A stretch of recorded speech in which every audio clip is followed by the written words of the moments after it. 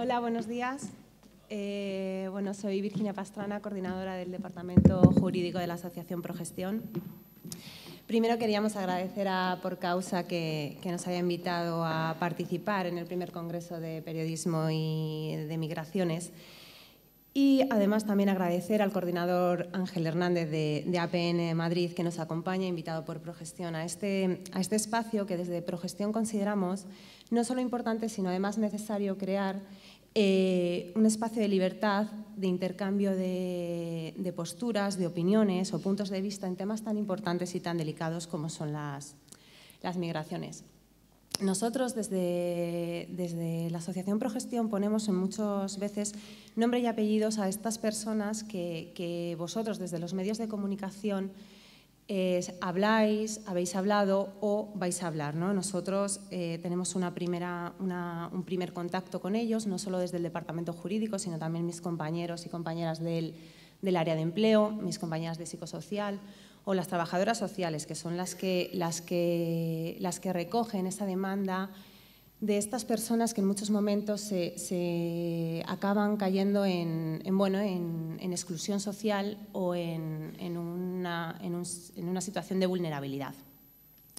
Nos enfrentamos a nuestro trabajo desde la profesionalidad, pero también desde esa presión social, política, mediática que vosotros transmitís, ¿no? que esa información que se da y que a veces pues viene basado en rumores, en sueños, en informaciones contradictorias y en una mezcla, ¿no? de todas ellas, y que nosotros pues tenemos un poco que acotar y que explicar.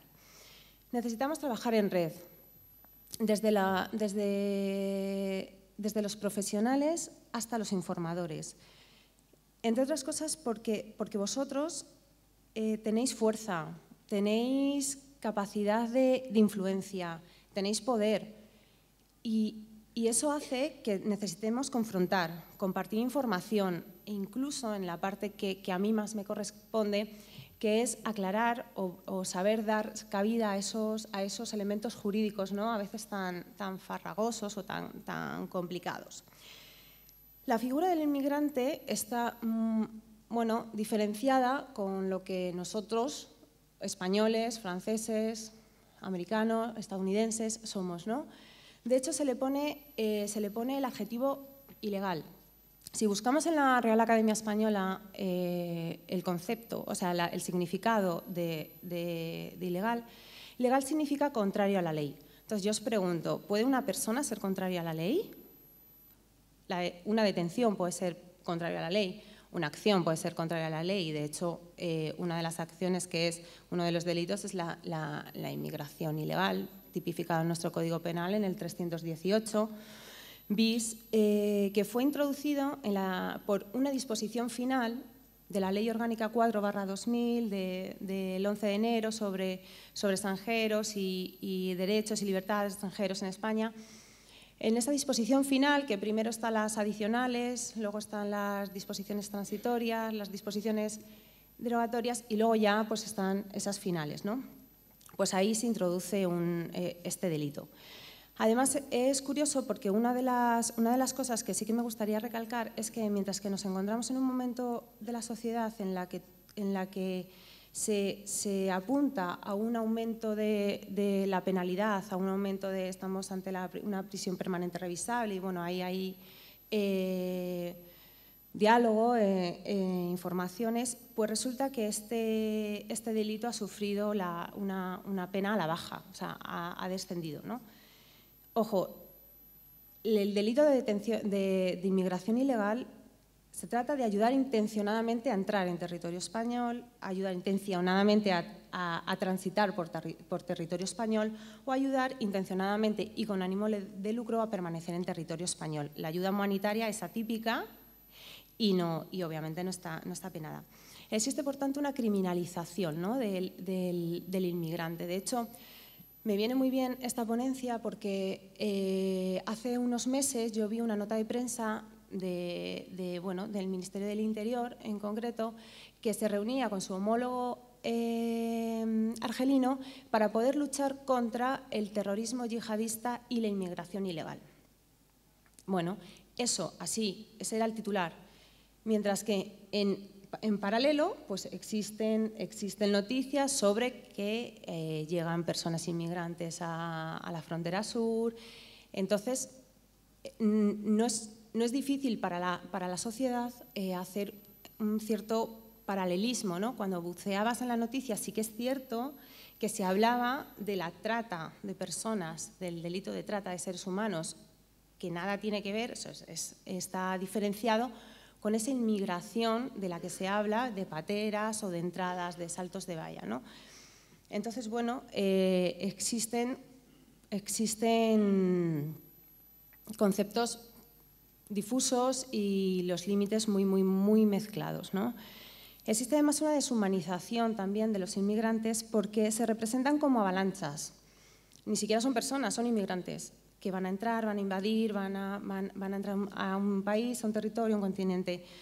Lo que no se habla es de por qué, de esa historia anterior y de esa historia posterior, porque lo que no se habla, y esto es importante, que estamos hablando desde algo general, lo que no se habla es que estas personas, cuando una vez están aquí, necesitan estar 3 años aquí en territorio para poder regularizarse. Necesitan solicitar antecedentes penales de su país de origen, traducidos y legalizados. Que tú le dices a alguien de África profunda que tiene que ir a no sé dónde a poner una cadena de sellos porque la legalización no es del Convenio de la Haya, y le sueltas todo el rollo, ¿no? Y luego tiene que venir traducidos por un intérprete jurado y reconocido por el Ministerio de Asuntos Exteriores español, ¿no? Luego, además de ello, pasa una entrevista con un funcionario de la comunidad autónoma un informe de arraigo que se llama, en la que está viviendo, tiene que solicitar pruebas de permanencia, un empadronamiento, un certificado de escolarización de los menores en caso de que tengan en edad de escolarización. Además, cursos realizados, acredita el arraigo, el famoso curso Conoce tus leyes. Y junto a todo esto tiene que tener un informe favorable del Ministerio de Justicia y tiene que tener un informe favorable del Ministerio del Interior. Este que está diciendo que te voy a expulsar porque no tienes documentación, ahora te tengo que dar un informe favorable para que tú te quedes aquí, ¿no? Además de presentar un contrato de 1 año como mínimo y condicionado a la concesión de esa tarjeta, porque si no, ese contrato quedará totalmente anulado. Entonces, además de todo eso, en Madrid, por ejemplo, que es donde nosotros trabajamos, en Madrid están tardando 6 meses ahora mismo, más otro mes en caso de concesión de huellar, más otro mes en que te dan de alta. Entonces, muchas veces estas personas se plantean, tardo 1 año y el empresario, en este caso en concreto, pues no me va a esperar 1 año, obviamente. Entonces, bueno, todas esas historias no se cuentan o se cuentan mal, en muchos momentos mal, ¿no? Entonces, existe además un alarmismo para referirse de estos flujos migratorios. Se utiliza conceptos bélicos de carácter militar, avalanchas, conflictos, desbordamientos. Es complicado, es difícil que luego no conlleve una creación de estereotipos, ¿no? Pues bien, y ya para finalizar y a modo de conclusión, decir que el proceso migratorio es un tema lo suficientemente complejo y lo suficientemente amplio como para dejarlo en muchos momentos a fuentes oficiales, ¿no? que nos cuentan determinada información y no contrastar ese tipo de noticias que estamos lanzando o que estáis lanzando. La inmigración se representa a la sociedad como una amenaza y no como un enriquecimiento, cosa que no es cierto, no es verdad. Se habla de una supuesta invasión migratoria y la sociedad asume como cierta todo lo que vosotros decís o la gran mayoría de las cosas que vosotros decís, porque, como os he bien dicho al principio, tenéis fuerza y tenéis capacidad de influencia, ¿no? Cuando surge esa presión migratoria, la sociedad reclama del político ciertas medidas para poder sentirse protegido, para para que su parte individual y su parte, digamos, colectiva no sufran, no sufran perjuicios, ¿no? Entonces, se comienzan a adoptar medidas carentes y medidas totalmente populistas. Por lo tanto, de no hacer esto, el político está abocado a caer en las siguientes elecciones o en el siguiente turno. Por lo tanto, no os olvidéis nunca vosotros, periodistas, de la importancia de saber contar las cosas. Muchas gracias.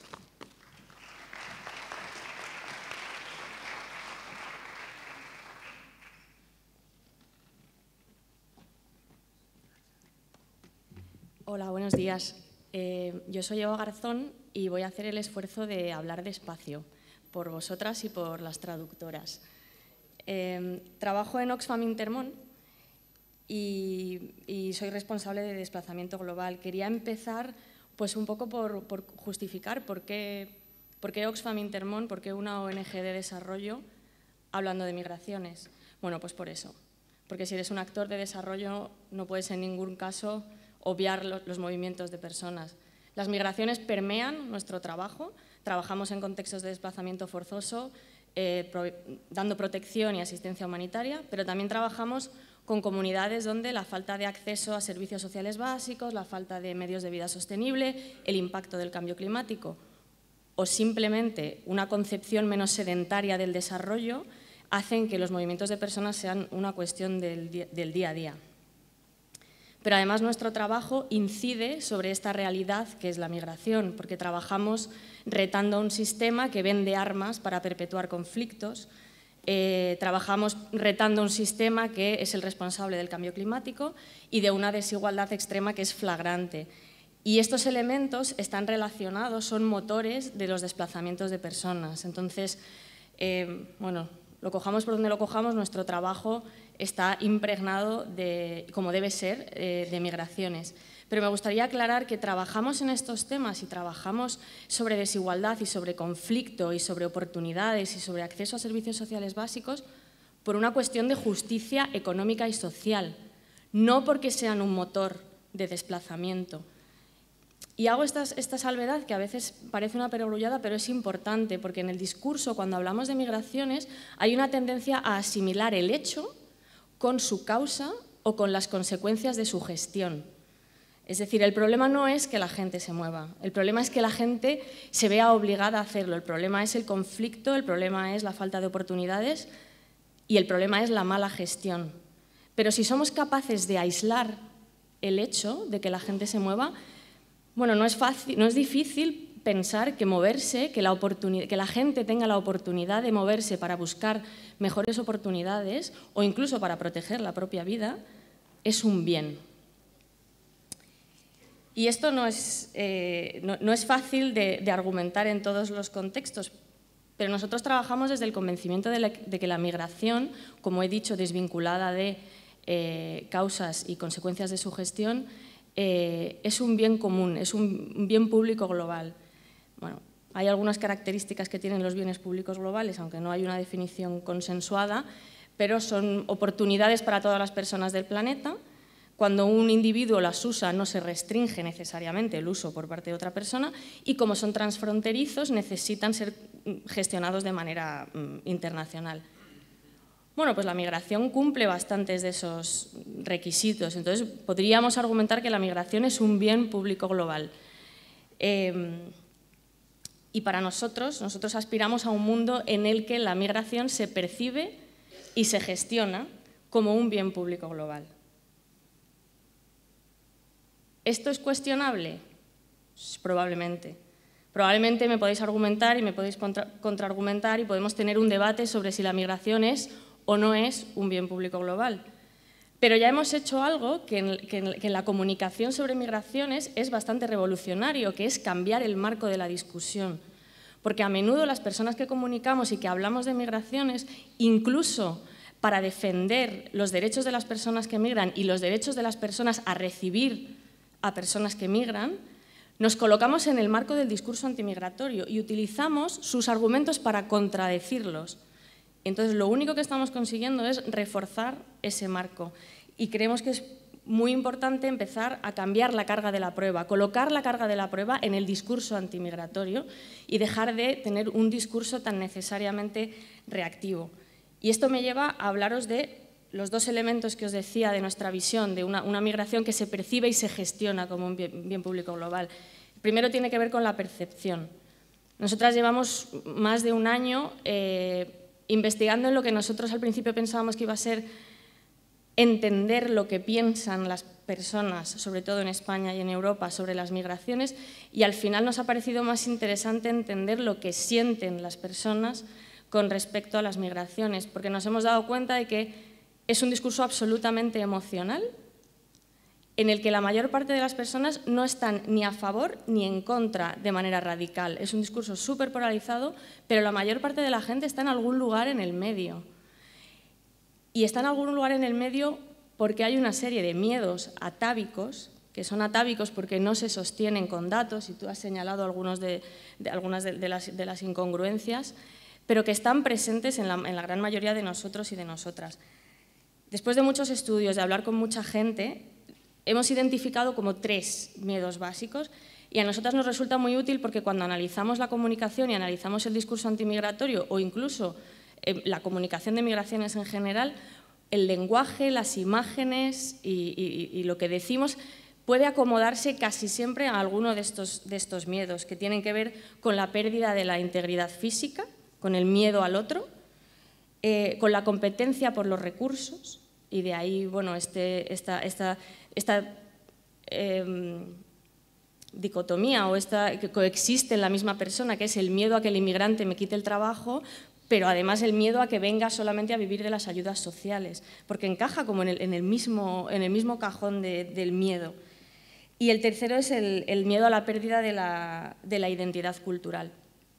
Y a mí, bueno, es una forma de ordenar la realidad que a mí me parece bastante útil a la hora de comunicar para tratar de, pues eso, de nuevo, de salirnos del marco del discurso antimigratorio. ¿Cuál es la solución? Pues bueno, es complicada un poco por lo que hablábamos antes del que el discurso antimigratorio y que la migración en general es un tema bastante emocional, y los datos per se no son necesariamente suficientes para cambiar las percepciones. Tenemos que aprender a enmarcar la forma en que comunicamos las migraciones de otra manera.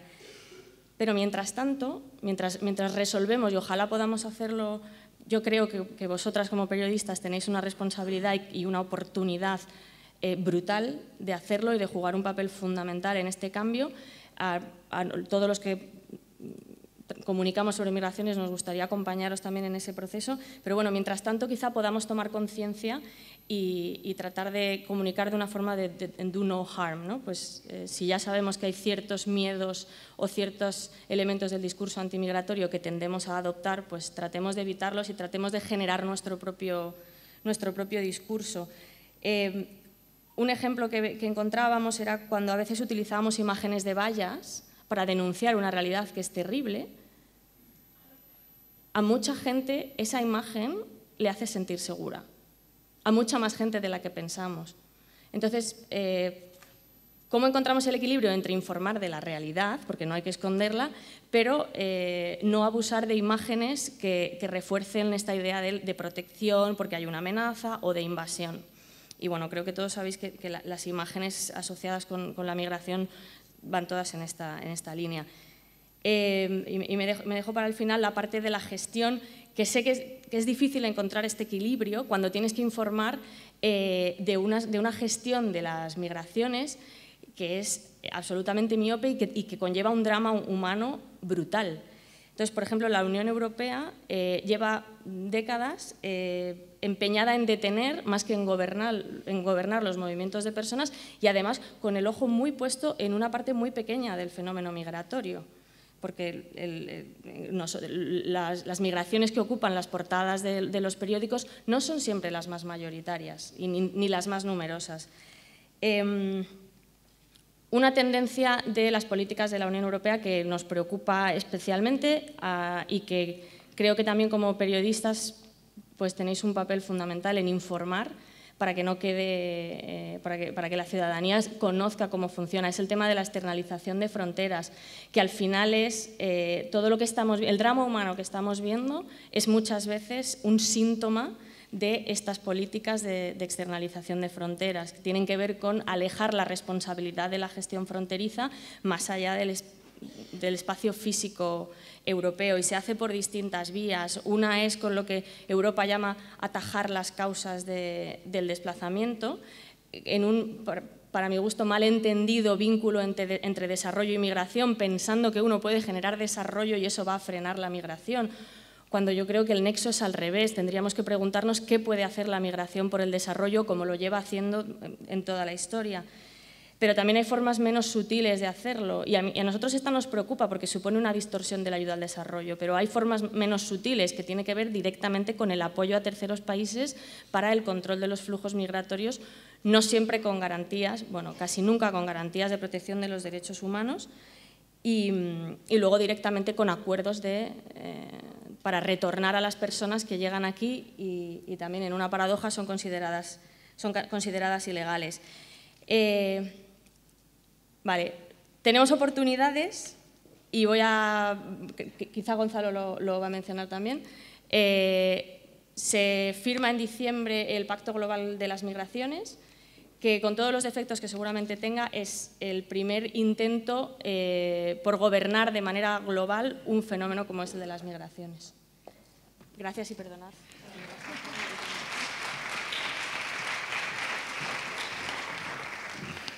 Muy bien, gracias. Bueno, mi nombre es Gonzalo Fanjul, dirijo el equipo de investigaciones de la Fundación Por Causa. Es justo que reconozca que salga del armario, que no soy periodista. Estos años en Por Causa me han ayudado mucho a acercarme al mundo del periodismo. Como decía Joaquín Reyes, un mundo de degenerados en el que me muevo como pez en el agua. Así que estoy feliz de estar aquí y agradezco mucho a la Junta que nos haya dado la oportunidad de celebrar esto, ¿no? A mí me gustaría empezar por uno de los puntos que ha mencionado Eva al final, y es el que tiene que ver con el foco del debate cuando hablamos de políticas migratorias es decir, en qué se centra la conversación pública sobre migraciones y sobre movilidad humana, ¿no? Si os dais cuenta, la mayor parte de lo que hacemos es hablar de lo que dentro de Por Causa denominamos la agenda reactiva.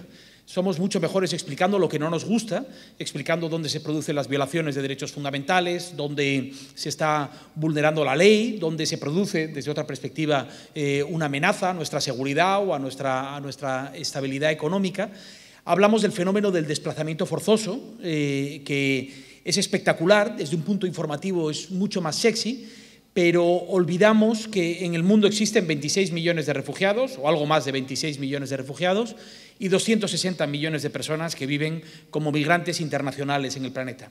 El fenómeno de la inmigración es un fenómeno infinitamente más complejo, infinitamente más común, más cotidiano, más rutinario, que la historia de la que estamos acostumbrados a hablar en los medios de comunicación de manera permanente, ¿no?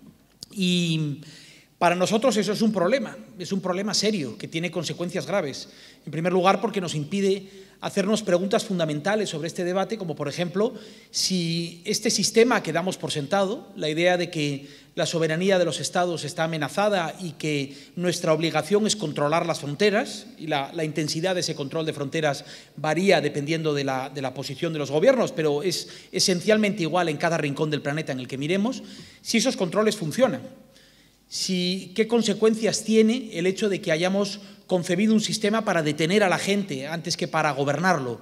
O preguntarnos, por ejemplo, si existen alternativas reales a este modelo que se ha establecido, digamos, como un mantra, como digo, en prácticamente cualquier rincón del planeta. Yo creo que es difícil, más allá de los matices, no encontrar similitudes fundamentales en lo que está ocurriendo en Australia, en Europa, en la frontera sur de Estados Unidos, pero yo argumentaría que la frontera sur de México, en lo que está ocurriendo ahora en América Latina, lo que desgraciadamente podría ocurrir en algunas regiones de África, es la misma lógica aplicada en muchos otros ámbitos, ¿no? Bueno, nosotros adoptamos en este sentido un punto de partida ético que es muy claro.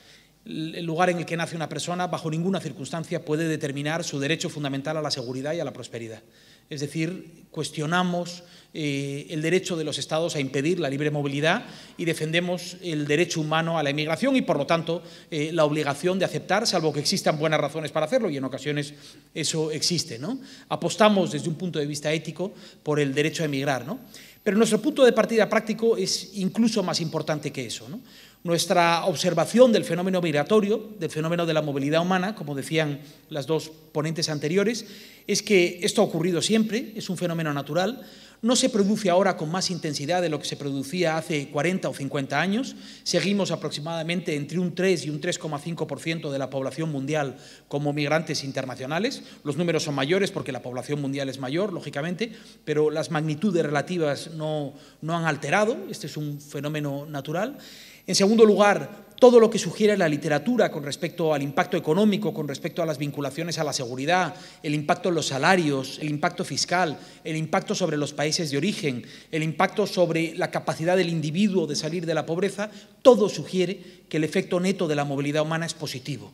Estamos frente esencialmente a una muy buena noticia.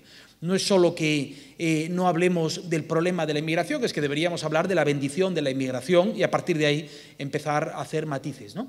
Pero el tercer elemento de nuestro punto de partida práctico quizás sea el más relevante en este sentido, y es que lo que nosotros observamos es que nos enfrentamos esencialmente a un fenómeno inevitable, un fenómeno que escapa al control inmediato de los gobiernos, que sin embargo tienden a gestionar esto como quien trata de abrir o cerrar un grifo, ¿no? La desigualdad de ingreso, la aspiración de prosperar, la idea de que una persona desplazándose de un punto A más pobre a un punto B más rico es capaz de transformar por completo sus oportunidades en la vida, ese es el principal factor de empuje, un factor de empuje que está imbricado en el fenómeno mismo de la desigualdad y que afecta mucho más a las clases medias, es decir, a quienes tienen suficiente capital económico y educativo para moverse, que a las clases más pobres, es decir, en quienes se centran, por ejemplo, esa fantasía de los programas de ayuda de la Unión Europea destinados a detener los flujos en el Sahel, ¿no? En regiones que bajo ninguna circunstancia iban a poder emigrar con la intensidad que la Unión Europea piensa, ¿no?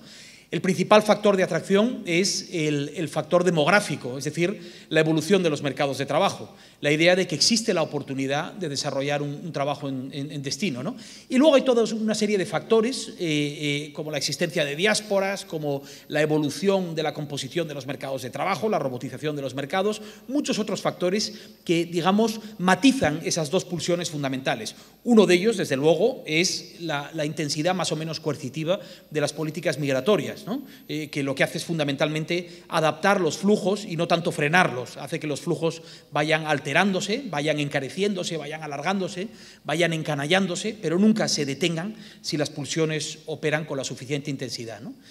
Si ese punto de partida práctico es cierto, la pregunta es cómo gobernamos este sistema de una manera mucho más inteligente, porque nuestro sistema migratorio, en mi opinión, es inmoral, desde luego, pero es básicamente idiota. Es un sistema que funciona en contra de los intereses de todas las partes afectadas, de los países de origen, de los países de destino y de quienes se mueven, ¿no? Bueno, nuestro proyecto se llama La migración es la solución y es un proyecto que trata de encontrar alternativas a este sistema en tres grandes ámbitos del modelo migratorio. El primero de ellos es la expansión del derecho de protección y aquí simplemente toco los titulares, luego si queréis podemos en los cafés contároslo más en detalle, pero la idea de que nuestro sistema internacional de protección refleja un mundo de hace 60 años en donde las razones del desplazamiento forzoso correspondían, digamos, a lo que conocemos, a la huida de los conflictos, de la persecución política de género, pero ahora en este momento tenemos una realidad en donde ese número de desplazados forzosos probablemente sea al menos el doble de los que reconoce la legislación internacional, ¿no? Cómo expandimos a lo que el profesor Alexander Betts de la Universidad de Oxford llama los migrantes de supervivencia, ¿no? Cómo hacemos que nuestro modelo de protección cubra esos desplazados forzosos. Los migrantes climáticos que habéis mencionado son un ejemplo paradigmático de esta idea, ¿no? Lo segundo, que es probablemente lo que más interesa en términos cuantitativos, es cómo expandimos las oportunidades de movilidad laboral segura. es decir, esto que afecta a los trabajadores y a sus familias, ¿no?